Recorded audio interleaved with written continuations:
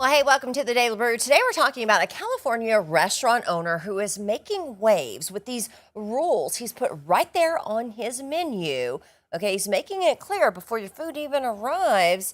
It's a policy asking parents to keep their children seated and avoid any disruptive behavior. Shouting and playing with utensils isn't wanting any of that to happen. So he's letting parents know up front, causing a little bit of debate on, is it a little too far?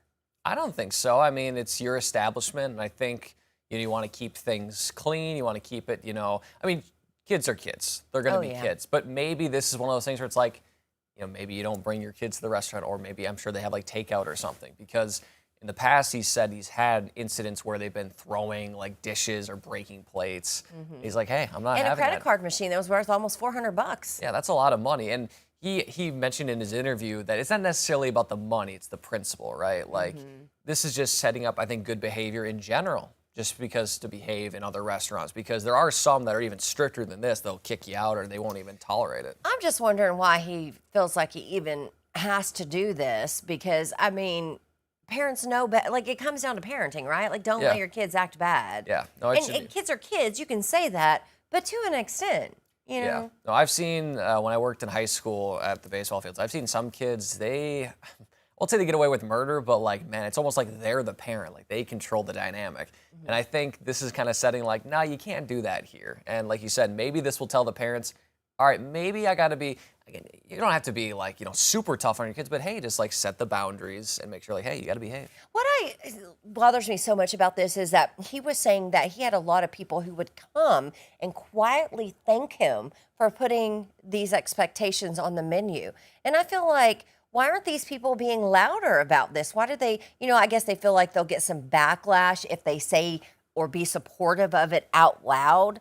I get that, but I hate that they feel like they have to do it quietly because it should just be the norm. Yeah, and I think the problem, especially nowadays, is that everything can be put on the internet. So if for whatever reason they speak out, even the person that like is getting the criticism, sometimes they'll start recording after the fact and then they don't get the whole context. They get put in a bad light. So I think people, for the most part, they're just like, I'm just going to stay to the side and not bother because it could make me look bad and who knows what could happen. Yeah, it's just rude. When your kid's being disruptive whenever there's no legitimate reason for it, you're just bothering other people, and you got to care. You got to care about your neighbors around you.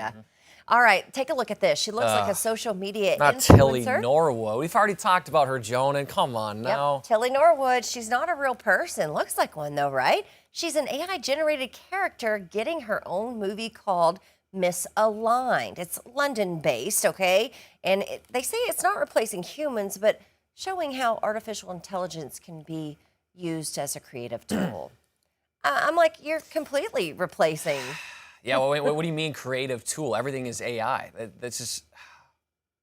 Well, in the story here, Norwood knows she isn't real and exists inside of a digital world called the Tillyverse, okay? So sparking a lot of debate in Hollywood about the future of AI and entertainment. Yeah, I think what we're showing here is like her music videos, because she's also a musician as well. I don't have enough words to describe how like infuriating looking at just computers. Yeah, but I mean, it's like they can make a whole movie, pump out new things in no time at a fraction of the cost and get it done and give us entertainment, That's one good thing about it. But it's not good entertainment. No. Like, I wouldn't want to watch that. And also, you got to pay for it somehow with data centers. That's why they're putting all these up across the country. Yeah, it's a give and take. For sure. I don't know.